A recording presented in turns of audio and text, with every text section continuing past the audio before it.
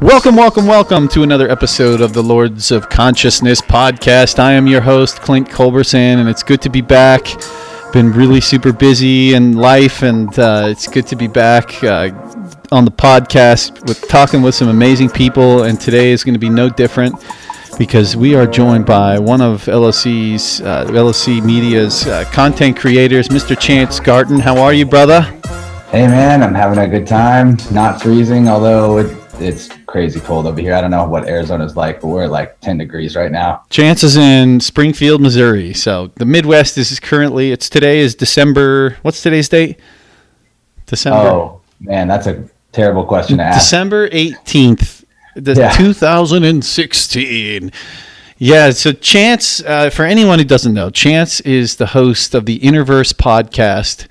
And it's an amazing podcast that talks about, honestly, a plethora of topics. But I would say especially you seem to have a specialty into like the metaphysical, into, art, into, and when I say art of all kind, whether that be music or through paint or through, brush or pen or whatever, you kind of cover a lot of the esoteric as well, if I may say.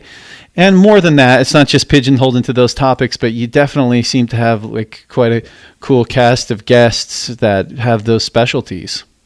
Thanks, man. I've been lucky to make awesome friends throughout the year that I've been doing the show. And, there's a lot of metaphysical stuff that does get brought up, and it's hard to even say what the purpose of the show is or what a recurring point of the episodes are. But I guess to me, spirituality and creativity are highly linked together.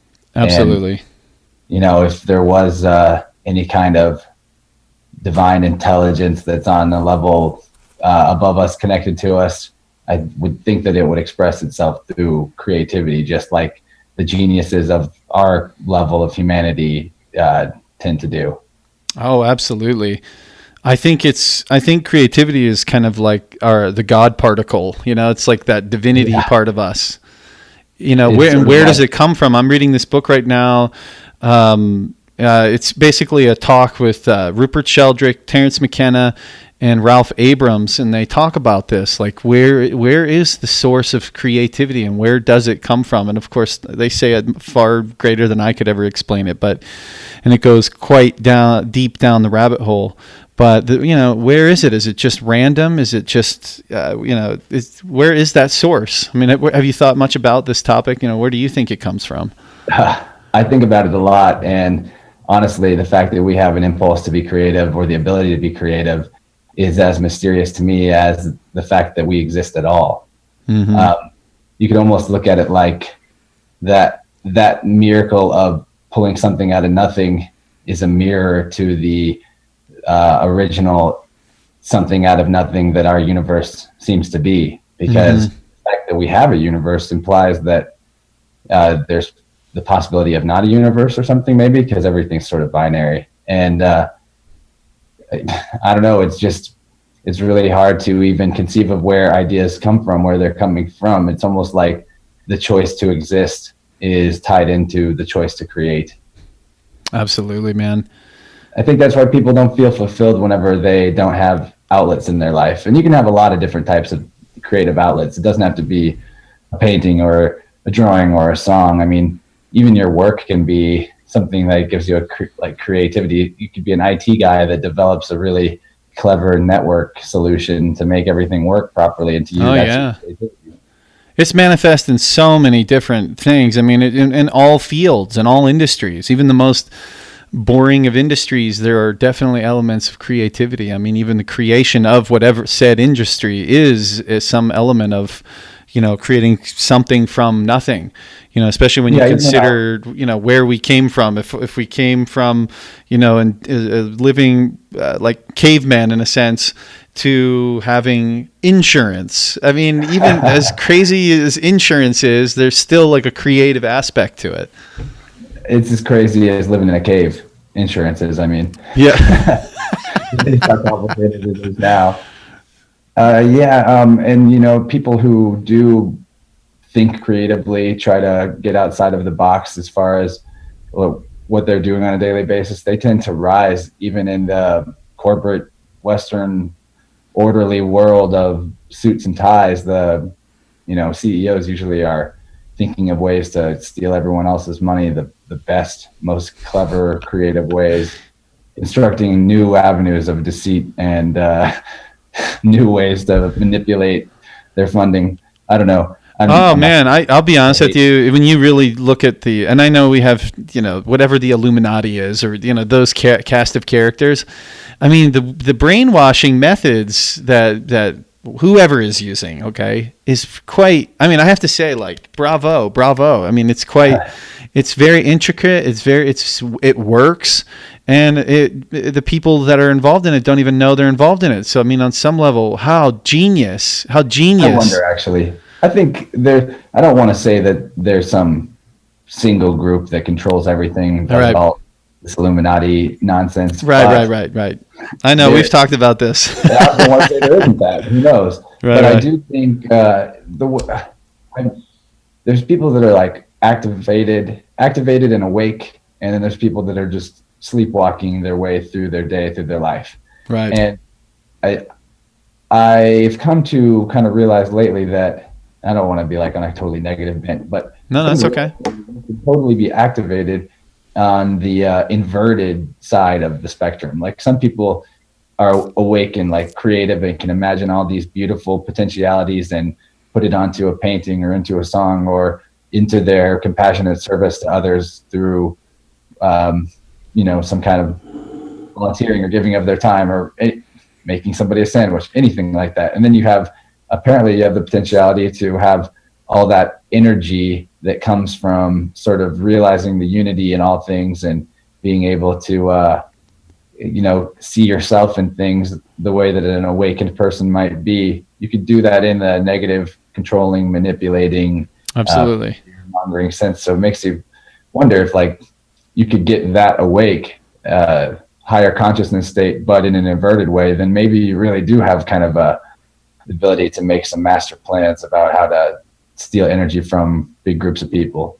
Makes you wonder, because there's been a lot of weird stuff in the news always about politicians or higher up, essentially noblemen, you could call it, like if you want to just compare it to what they've always been called in the past, oligarchy or aristocracy, being involved with secret societies, secret rituals, occult practices, and that all, they keep it all really hush hush. They don't want you to know about it. But just recently, John Podesta got busted out with a bunch of his emails being leaked by WikiLeaks or Anonymous or somebody. Right. And a big part of that was getting people asking questions was he had some sort of like magic, witchcraft, cooking gatherings he was going to. Right.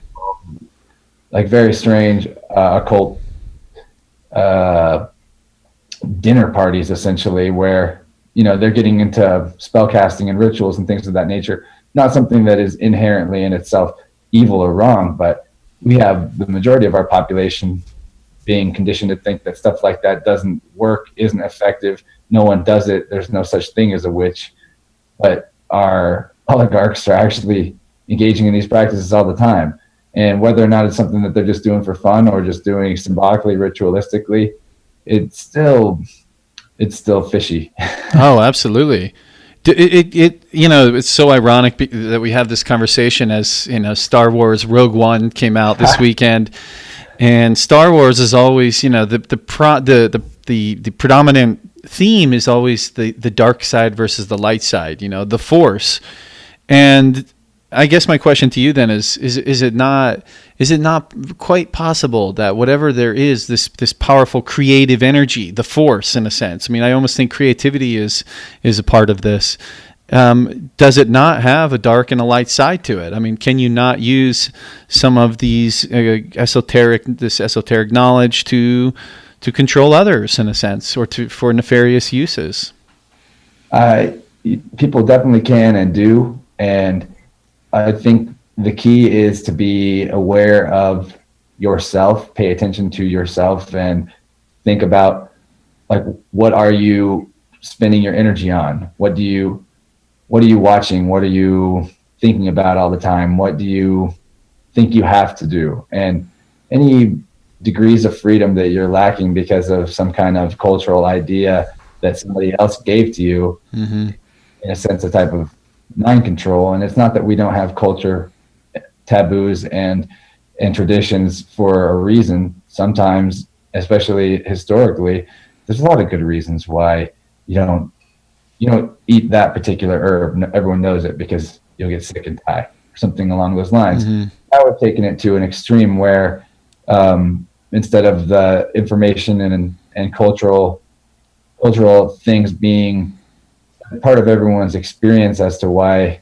they're upheld, and it's now some sort of authority-based top-down structure that says this is what is right, this is what is wrong. And even, just like your history in school, you get a story about, we just had Thanksgiving, right? You get a story about pilgrims and Indians coming together and eating turkey at a big table and everybody's happy. But in reality, that type of thing never happened. And, there's been sort of that duality binary of the light side versus the dark side going on definitely throughout the human story, throughout history. And anybody that's sort of really reflected upon deep inside their self has felt that sort of ultimate darkness does exist. And, it's something that essentially gets energy from you fearing it.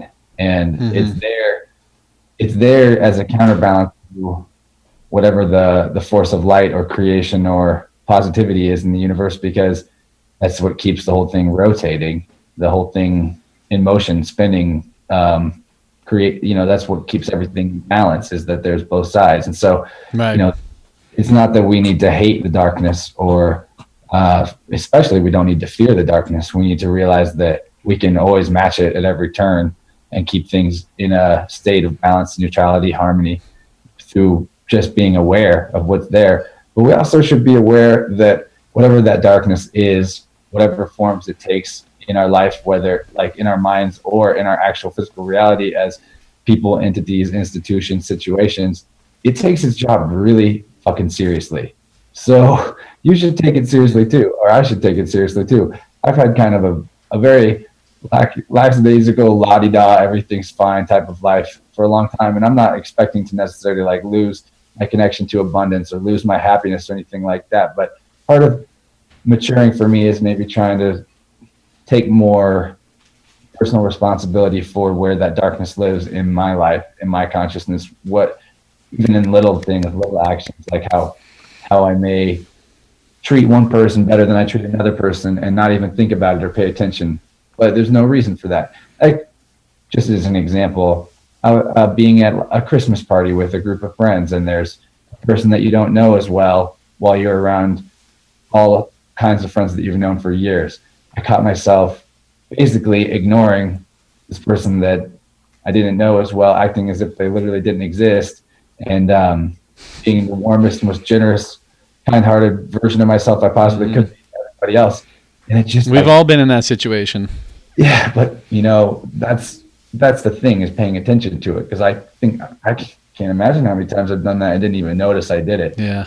And while I couldn't really correct that type of behavior later, noticing it still gives me opportunity to maybe next time not be quite like that, be more fully open. It's funny because I always have this idea, like when I get caught up in like the evil of the world, and sometimes it seems to overwhelm you, and you start asking, why does this have to happen? And God, I just want it to go away. And it's like those feelings, and you feel frustrated, and then you almost work yourself up into like anger, and well, not almost, like sometimes you just get downright pissed off. And on some level, that anger though serves us, and kind of, as I view what the darkness can do for us, it's like this dance between the light and the dark, and it's this, at the same time, this evolution that's going on. There is a storyline that's playing out. There's a momentum to it. There's the dark, it gets really dark at times, and then it seems to get light at times, in terms of what the potential human history has been. And it's almost as if though we need the darkness the darkness is here to like propel the light. It's here. It's like the rocket fuel. It's the destruction of the piston hitting into the shaft and creating explosion, which creates the car to move. You know what I mean? And that is, and if we really are one consciousness, if we really are tapping into one consciousness, this is all kind of, the darkness is all a part of us. And like you just said, I hope everyone listens to what you said in terms of your focus on your individual life, because I'm starting to see the same thing in terms of my focus shouldn't be on what's happening external to me. It really needs to, how can I help the external by focusing right here? Where's my money going towards? Where are my actions and behaviors? What are they leading to? Where's the darkness in my own life? And by doing that, I think really it's by far the most impactful thing. Because look at, are we going to wait around for some president to fix things? I mean, no. It'll be another election after another election after another election until, just who knows what happens then. Yeah, I really like what you said about it being a type of fuel, darkness, or negativity, because in nature, that is what it exists for. It's a backdrop against which the light can act. The entire game of life is a story that we're writing on a white piece of paper with black ink until eventually the piece of paper is completely covered in black. And then we get a white pen and start writing on it until it's completely covered in white. And it just seems to sort of go in and out, charge, discharge. Everything is a breath and an exhalation in that way. And life and death itself, as part of that rhythmic cycle, death being what people fear the most, the ultimate negativity, is actually the fertile grounds in which new life actually is born and grows. And life eats the death and recycles it and makes it something new. And your fear or your anger or your frustration, all of those things that if you can just pay attention when they happen, instead of wanting to reject that you feel that way, or being so caught up in it that you embody it and identify with it completely and say, I am angry or I'm pissed off or anything like that. What you can do is look at that, what you interpreted as negative before, look at it instead as a tool to teach you what to pay attention to more. Like, why am I frustrated right now? Well, I need to focus on that. What is making this feeling of frustration? Instead of getting so caught in it that you're repeating the behavior that frustrates you, or repeating the relationship dynamics that make you feel angry, just figure out why it's that way and change that. And all of a sudden that darkness, instead of being the thing that's making your life terrible, is the thing that's helping you make your life better, because it's a compass. Yeah, and it's that struggle to witness your darkness as opposed to being consumed by it and letting it, make you feel like take for example, what's coming out right now with like the Pizzagate situation. I mean, there's been long rumors that there's some sort of secret underground child pedophilia ring that a lot of the big dogs in the world are all involved in. And that's not just some conspiracy theory. I mean, look at what's happened with the Roman Catholic Church. Look what's now surfacing. So there's plenty of evidence where this comes from. There's plenty of plenty of victims whose voices have been squashed and just called crazy and so on and so forth. How do we? And it's almost overwhelming to take all this darkness on. I mean, especially when you're talking about child pedophilia. I mean, it's probably the topic that. It's so dark. Most people can't even listen to it. It just takes you down such a deep rabbit hole. It's like, how do you witness it? How do you even let it come into your psyche without it taking you down those holes? Like, how do you just witness what's actually taking place? So I know you've come from a religious background, I know. And so I'm going to relate this in religious mythology as best I can. But are you familiar with the story of Sodom and Gomorrah? Yep. So you know about the guy Lot, who was the guy that escapes from Sodom and Gomorrah, which Sodom and Gomorrah are like the evil civilization.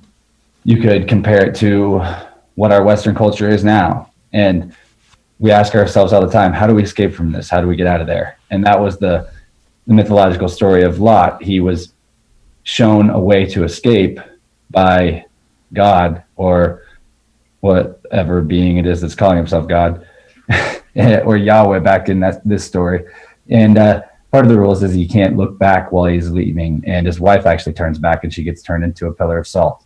And that has a whole nother metaphysical meaning behind it. But what I wanted to get to was Lot loses his wife and he's got his daughters with him. And God has destroyed Sodom and Gomorrah completely by columns of fire or whatever. So they think they're like the last people left around. And in this fear, he's able to be manipulated by his daughters to have sex to actually create children, because they think they have to repopulate the human race. And so one of these children, or all these children, like come out corrupt, and they symbolically, in like Gnosticism and the mystic schools that led to the creation of Christianity as we know it now, they have these children of Lot and his daughters were like demonic forces. One of them is associated with or called Moloch.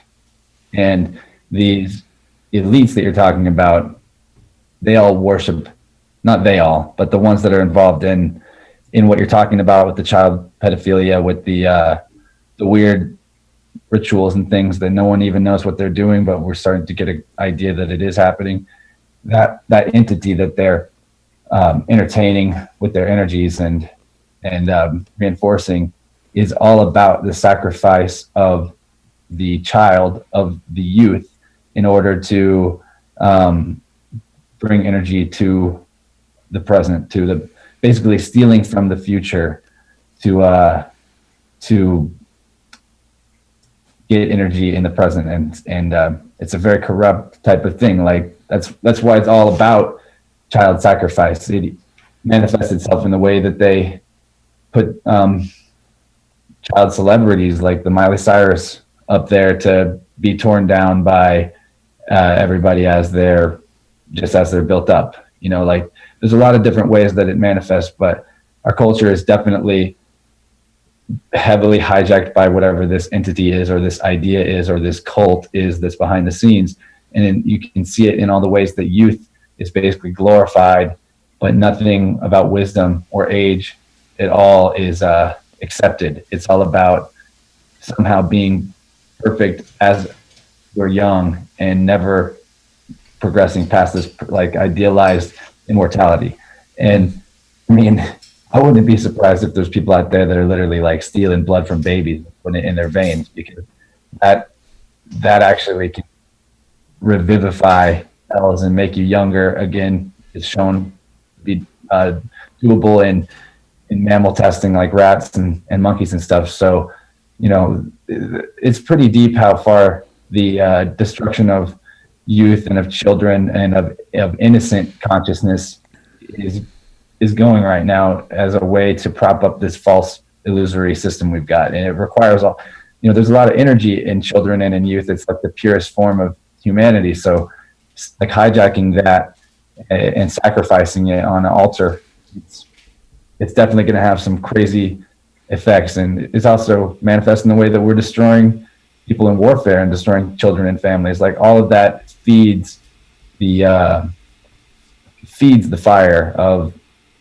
this vicious cycle we're in. So how do we escape from the Sodom and Gomorrah? I think it is about like saying no to you don't want to create those demons after you escape. So it's also about saying no to the ways that you are tempted by fear to make a compromising choice because you think that it's the only thing you can do to save yourself. Like it'd be, I guess, better to not have incest than it would be to save the human race in that case. And you didn't need to save the human race, obviously.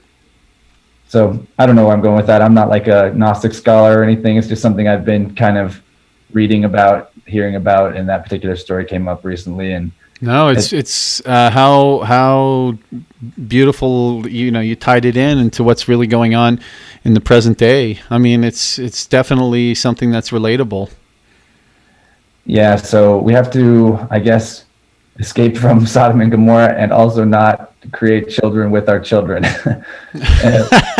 Ladies and gentlemen, the learning lesson of today: don't have incest. Yeah, I mean, don't do it on a metaphorical level either, though. Yeah. Now explain that. That's fascinating. So, I guess a metaphorical level would just be any way that you are sacrificing your own future in order to satisfy something in the present is an example of that. Like any way that you're abusing your body by not taking care of it. Yeah, well said. Yeah, I mean, I experience it every day. It's like that struggle within myself to make sure, like I'm 37. I've been going down, I've been learning a lot, and I know now, it's like I do have the knowledge, and it's out there to how to take care of our bodies. I think we're learning that this whole idea of like fad diets is not the way to go, and that but there is a way that you can find your balance within yourself. You can be intuitive to what is good for yourself, and it's whether or not you listen to that voice that's letting you know. And I can say I'm no longer ignorant, and yet sometimes I still make that poor decision, and I have to ask myself why, and what does that come from? Why do I know the right things to eat, and yet I still sometimes, sugar, right? Oh my God. About this time of year, it's everywhere. I actually just got back from decorating Christmas cookies with my mom and sister and wife, and all that was really fun. But I definitely was just licking icing and eating cookies, and there's a moderation, you could say, and all that is okay. But I'm starting to think lately they should just avoid white powders altogether. It seems to shit. No cocaine and no sugar. You die, or any of these things can happen because of white powders. They're bad. That's a good point. But we have populations inside of us of beings, bacteria and stuff that won't feed on that because they have been feeding on it, and we've let them take up residence there. And your body is a universe inside of it. It definitely is. I mean, without a doubt, billions of beings that we can see on the bacteria and cellular level. But then if you zoom in further, you get to the atomic level, you get to the subatomic level, and all of that is mostly empty space between particles. And it looks very similar to the way you see if you were able to actually see the stars at night because you lived in a place where there wasn't so much light pollution. So everything is inside of everything. And what you put in yourself it does have a direct effect on the way that your world works, the way that your internal world and your external world works. And it's really difficult to clear our filters enough to see that one-to-one reaction of like thought to manifestation. I think that is maybe what's keeping us in a state of separation from each other on a consciousness level, is the fact that our perceptions are clouded by these different desires and these different aversions that we've got programmed into us, manipulated into us by, like I said, the bacteria, the candida that wants to eat candy, the external brainwashing type forces might actually be, for all we know, metaphysically connected to that internal realm. Because if you look at people that are, in a state of complete wholeness and balance with their internal world, so to speak, and I'm pointing to like, hunter-gatherer culture, this mythical culture that doesn't even exist anymore, but like say a hunter-gatherer culture where they're, growing or gathering or hunting for everything they eat, and there's nothing processed, there's nothing unnatural, and it's literally just what humans were evolved for. I think that internal bacteria colony is going to be very different than the one we have, and that person's going to experience zero TV ads, zero internet, zero anything that's like mind control, so to speak. And so in the sense that you can't say it's not connected. It's a fractal universe we're living in, there's no doubt. And as above, so below is one of the truest truisms of all, like, that I've ever experienced, and you can scientifically prove it, and we're seeing that. I think that's what the scientific world is in many ways, is it's a discovery of the fractal nature of the universe, and there's so many different perspectives, when you look at it from a galactic point of view or from a subatomic point of view.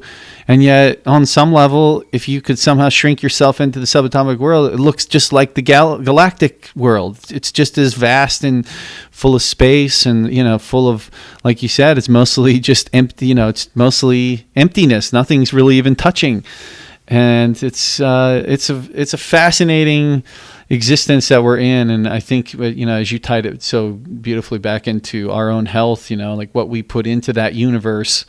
There's an input and there's an output, and everything has a causality to it, and an effect to it. So it's if you want to understand the deeper mysteries of the cosmos, just start getting healthier, take better care of yourself, and your intuition is going to start showing you connections to things at exactly the place and time that you need to have them. But you want to set up a positive chain reaction. You want to awaken, but going upwards. You want your flow to be against. You could say that the reason why we're in a deteriorating universe right now might be because perhaps in the position relative to source we are in, the energy seems to be flowing down. And, you could see that in relation to the way the sun rays hit the earth, and we're kind of away from it and getting hit by angles sometimes, not getting it all. Sometimes it's colder, sometimes it's warmer. That could be kind of the way our entire reality is in relation to the subjective source. So if that's the case, then everything's kind of coming down on us, and like a river flowing, and everyone's kind of flowing with that river, going down the stream of time, closer to annihilation or death. So you want to be maybe trying to find the ways that you can be doing the opposite of what other people are doing, going against the flow. And especially in terms of what you eat versus what is being made convenient to you, what's being made available. And you don't have to go too far. Most people don't actually have to go as far out of the way as they think to get something fresh, to get whole organic input, to especially not hard to get exercise. Well, it might be hard to motivate yourself, but I think the key is just create a positive chain reaction, realize you only can do one thing at a time, and you're not obligated to reach a certain goal or endpoint, and you don't even want to think that way. Right. You want to be defined by what you do every day, because you are, whether or not you think about it that way. So, what would your perfect day be if you had all the freedom to do anything you wanted in a day? And I'm not talking about like Grand Canyon or bucket list shit. I'm saying like a regular day, what would the best possible outcome for you? So make a list, write it down, and then see if you can start getting as many of those things checked off the list that would comprise a perfect day as you can every day. And just move towards that. I don't know. That's my best. That's great advice, man. That's great advice.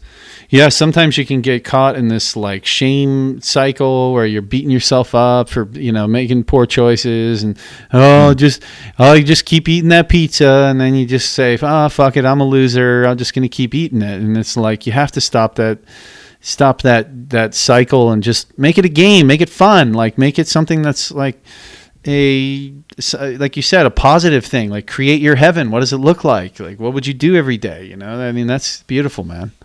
Beautiful. Hey, okay. So I want to ask you, in the last 5 minutes, you just recently got married. Congratulations, you beautiful man and your beautiful bride. And it looked like the whole thing looked just like a magical day. So my question to you though is, what does marriage mean to you? It's like, what an experience this is. Like, why did you do it though? Is it just, cultural habit, or what does it actually mean to you to have a ceremony and bond yourself with this other human being? And, explain. You're a deep man, so I'm really curious to know what it, not even so much specifically about, your wife or the day, but just, what does that agreement say to you and mean to you? Man, that's a really good question. there's a lot of different levels at which I could approach answering that. Maybe And you got 5 minutes. 50 human minutes. answer is I decided, or me and her decided to get married so that we could do it at a music festival, so that we could make our families go to a music festival. That was the only reason. No, it worked though, and that was awesome. And I think I'm actually going to see my mom at that same festival next year, and that's going to be super fun. That's cool. So if reality is a lot simpler than we think it is, and there really maybe is only one being that is what you would call alive, and that in the mind of this being, in the imagination, which is where all experiences are and where all reality is in this one life's mind, essentially. Then there's kind of a mind war going on right now between the forces of the two polarities.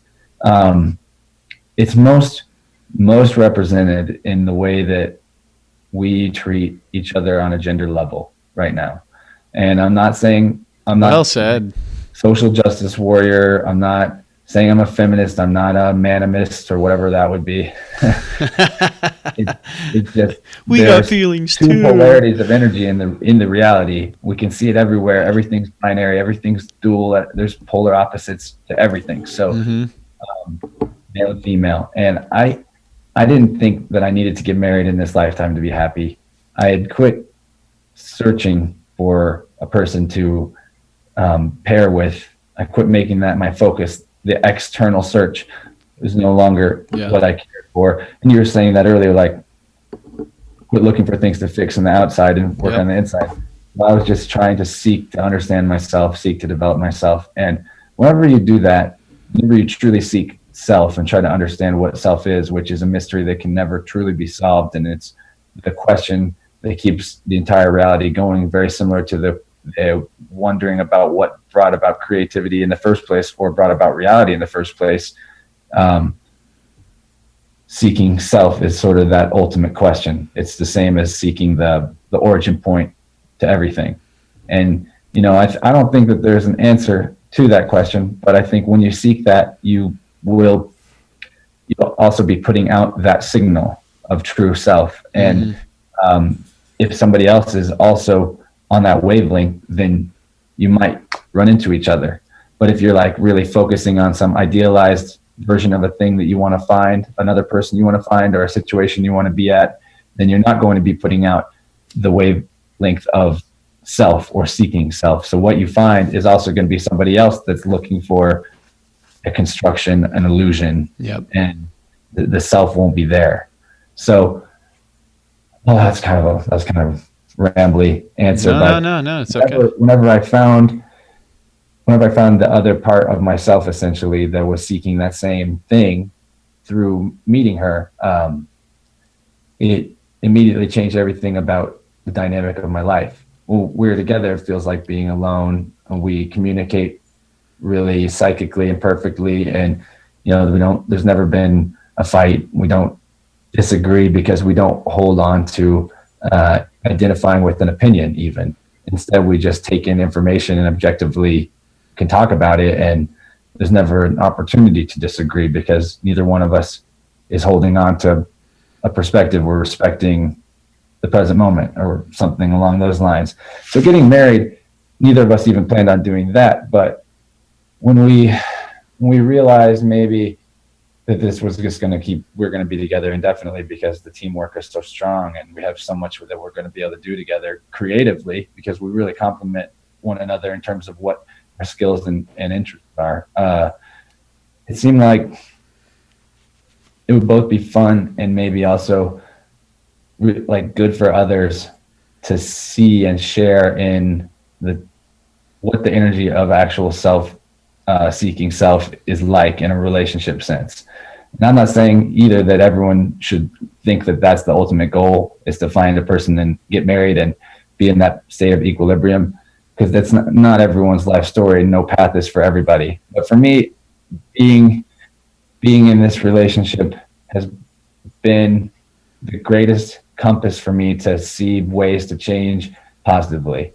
Because I actually And if I don't see something that I did that was unconscious, she will see it and tell me. And it's not like she busts me out and makes me feel bad. It's just like she'll say, "Hey, you interrupted me right there," and I'll go, "Oh, I did," and she'll go, "No big deal," and then I'll let her say her thing. But like, I'm a massive interrupter. Probably noticed in this conversation. No, not at all, dude. And that's just one thing. But you're able to, if you're with somebody that's not like really focused on you being a certain way, for them to be happy, and trying to force you into sort of an identity bubble like this, then instead what you get is a person where you don't ever worry about what they think about what you're going to do. You don't ever worry about them at all. And all that mental energy that most people are spending in relationships 24/7, thinking like, what are they going to think if I do this? Or is this going to piss them off? Or right. What can I make them happy today because they seem really sad? Instead, she and I both focus on keeping ourselves happy and keeping ourselves in balance, so that when we are together, we are happy and in balance together, instead of being in the need of the other one to make us happy. And then if one of us does fall out of balance, the other one, even if both of us fall out of balance at the same time, coming back to balance is not contingent on the other person being happy or nice or sweet or any of that. So we can both find our way back because we're guiding ourselves. And there's just never clashes or fights or anything like that. It's just truly collaborative, and it's awesome. I hope others can find that, but it's going to be represented differently for everyone. And it's a way of being that could, potentially be the type of relating that you have between you and everybody else, not just someone that you are, romantically involved with. Right. Well, my friend, you, I don't know your wife personally, but I mean, I know you, and I know the laws of attraction really are real. And so, I can only imagine that both of you two are creating, combining your light together like two Care Bears into the sky, and creating something very beautiful. You'll meet her too, I'm sure. Oh yeah, man. I'm looking forward to it. And we'll keep podcasting. Yeah, absolutely, dude. We'll do one of these days. We're going to have a face-to-face podcast going, brother. Dude, I cannot wait. Me too, man. February, this is for any of the listeners too, that February down here in Tucson, and I think it's like the 16th or the 18th or something like that. I'm trying to think what number it is now, forgive me, but the 8th or 7th or 8th or something like that, or maybe, I don't know. Gem and Jam is happening again, and it's an amazing festival that we're looking to cover. LOC Media is looking to be there again as a member of media, covering it and getting great interviews with some of the participants there, and just getting an overall feel of the environment and sending that back out to our community, because it's such an amazing event. And I hope maybe, who knows, man, can I just put in my Santa Claus wish that maybe you might come to Arizona in February? If I didn't already have a big trip going on very close to that, I would totally be trying to go, because I've regretted missing Gym and Jam every time I missed it. Trust me. Well, we're going on our actual honeymoon, then it's late. Oh, nice. So that we can go to Costa Rica for Envision Festival. Oh, yeah. See, so Chance will be there holding down the fort. We got our brothers and sisters all over the damn place. It's cool, man. They might be at Envision too. Yeah, we might have some other LOC people. If you're going to Envision, hit me up. I'd love to talk to you, see you, hang out with you. That would be an awesome synchronicity. And whether or not you're part of LOC, and if you're not part of LOC, go get on it. That's weird that you're not, because you're listening to Clint's podcast right now. Yeah, man. Well, we're trying to expand our reach to as many people as we can in terms of just getting the content. I know Innerverse is doing the same thing, but getting this content out to as many people as possible, because we really do feel like some of the things that are being said might, but very well have a very positive influence in the lives of individuals. It's not about getting 1 million subscribers and being popular and all that. It's about literally making an impact in the lives of one person. And then one other person, but really each of those people that are incredibly important. And the communities that we're all building together are all just coming back to the whole at the end of the day anyway. And so I want to say something to that one person who's listening right now, yeah, who's thinking to themselves, man, I would like to be involved in creating content like this, or I'd like to be getting a message like this out there more, apart from just sharing other people's stuff. I'm telling you, there is more than enough room for you to do it too. Mm-hmm. And it's not as hard as you think to start, and do it now. Don't wait. Do it now. It's going to be part of what helps fuel yourself to get yourself in balance, is to have a dream or a goal or something, and not a goal don't give yourself a goal that has a specific condition for your happiness. Give yourself a goal that is open-ended. My goal is to work on X every day, instead of my goal is to become the best at X, you see? And if you can just do that, you'll have made me and Clint's time here more than worth it. And you will be a catalyst that sparks another person to doing the same thing. And each one of us will be taking a torch that was lit by the original fire of source and passing it from one to another until eventually we light up the whole damn world. But we need you. So please do your thing. Absolutely, man. I don't believe in competition to the extent of like this world of scarcity. I mean, competition for me is more of like something that's just fun. But in terms of this, there is no competition. Shine your light. If you're feeling a calling to put your voice out there, make it happen. And again, you're not meant to have 1 million subscribers. Maybe just 100. But even if you're making an impact on the small communities to the larger communities, we're all part of this. In like a web, man. And it's beautiful. And I want everyone to check out chance-garton's art, his trip flip art, if I'm saying that right, on Instagram. Yeah. Follow that, because his art is incredible. He's an emerging artist. One of these days, he'll probably be at Gem and Jam next year, but he'll be live painting for us. So one of these days I can see this. But either thing would be cool. Yeah, well, podcast art man. Okay, this is the man. So check out his art there, trip flip art on Instagram, and Innerverse Podcast, where he breaks it down with so many incredible guests, some really brilliant people. I mean, Chance is very well connected to a network of beautiful souls who are up to some really beautiful things. We're really trying. I mean, I think really what both of Innerverse and LOC Media is about is really learning to free ourselves from our own self-induced slavery in many ways, and to free ourselves from, we talk about this system so much, but free ourselves from that. We can do it. There's a possible way, and there's people out there that are doing it. Some people have expertises in different realms, and that's where Chance and I know really want to shine a light on those people so that other people can hear the knowledge and the wisdom and the experience that others have in their journeys of personal freedom, and personal illumination in many ways. Chance, thank you for showing up, brother. I appreciate it. We're going to flip this on the other side on the Innerverse Podcast, and thanks for coming on today, man. Yeah, man. Much love, and I'll talk to you in 3 seconds. See ya.